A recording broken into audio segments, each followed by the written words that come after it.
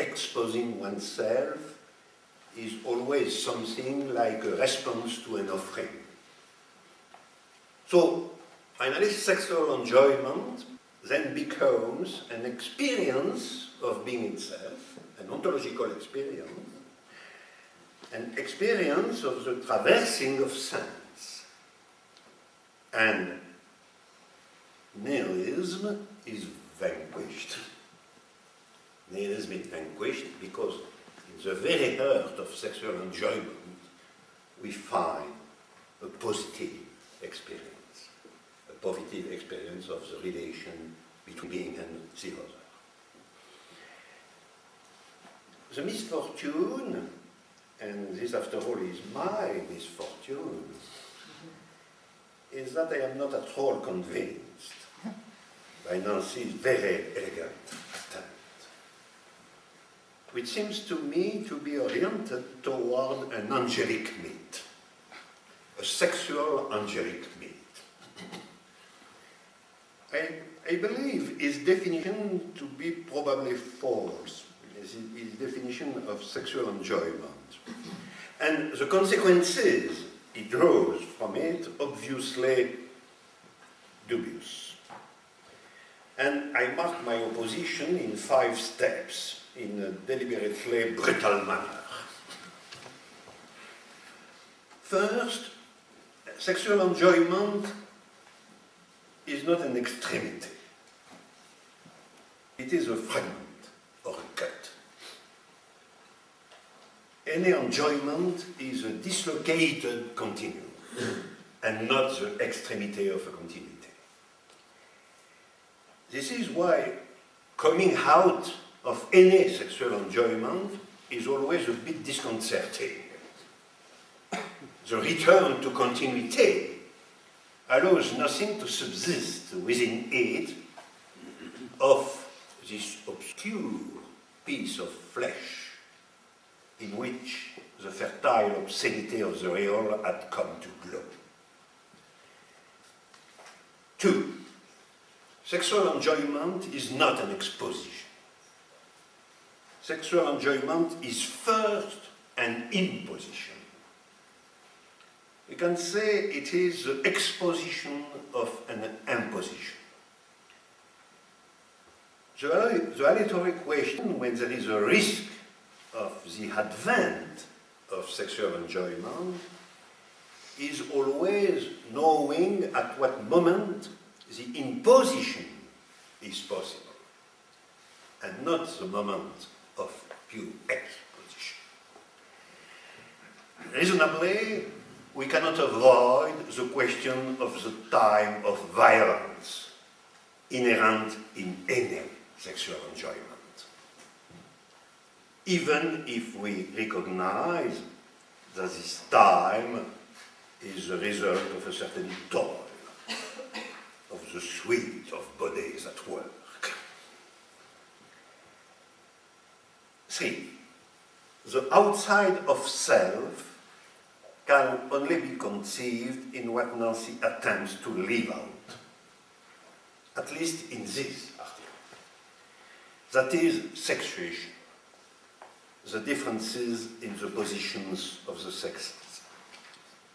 There is no indeterminate outside of self, and any determination is also a dissymmetry. We can add that probably the self is taken up in the paradoxical logic of the other to such an extent that there is probably no real relation outside of self. We understand then why Nancy, in a brilliant essay, vainly, my conviction, vainly attempted to restore the existence denied by Lacan of a sexual rapport. 4. Sexual enjoyment, says Nancy, is a presence that no present can absorb, a presence that no present can absorb. I will willingly hold exactly the contrary. Sexual enjoyment is a present that no presence can absorb. A pure present. It has no intrinsic temporality. Enjoyment in the present presents no presence. It is only in the post-enjoyment that there is a return within the modality of the presence. In fact, the necessary place must then be accorded to tenderness, something like that, which is the absolutely unrecognizable reverse of sexual enjoyment. It's absolute other. I propose to say that tenderness is the absolute other of sexual enjoyment. Sexual enjoyment, in fact, is something like a demoniac present. And in fact, Nancy's formulation defies the authority of fantasy in it. And the authority of fantasy is also the demoniac authority. A representation is always tied to the enjoyment itself and is dissolved in its presented present. And 5, something in sexual enjoyment, Nancy says, I quote, is offered incessantly.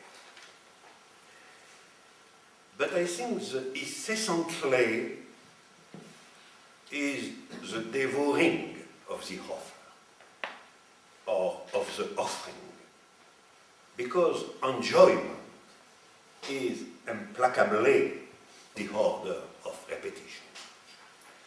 What can be done with an instance of sexual enjoyment, if not desire its repetition, the return to the same place of the real, which sustains the delight and the horror of it? The sweetness of the offering weakens the dimension of the useless devourment of the enjoyment, weakens the terrible imperative of the repetitive scansion of its pure prison. What can we conclude? I think that Nancy's effort to assert sexual enjoyment opens finally the way. It's false, but it opens the way. It is out of the question to come back to asceticism without mediation. We must elaborate the question of sexual enjoyment starting with something other than itself. We have to avoid falling in the Hellenistic conception that Nancy proposes. In this sense, we are partly obliged to accept the verdict of classical metaphysics. Philosophy cannot find its starting point in the consideration of enjoyment. It is true that it must leave it aside. It is also true that philosophy must nourish the hope of coming back to it. Without this hope, philosophical thought falls under the nihilist jurisdiction of the contemporary world. But by wanting to go beyond asceticism too quickly,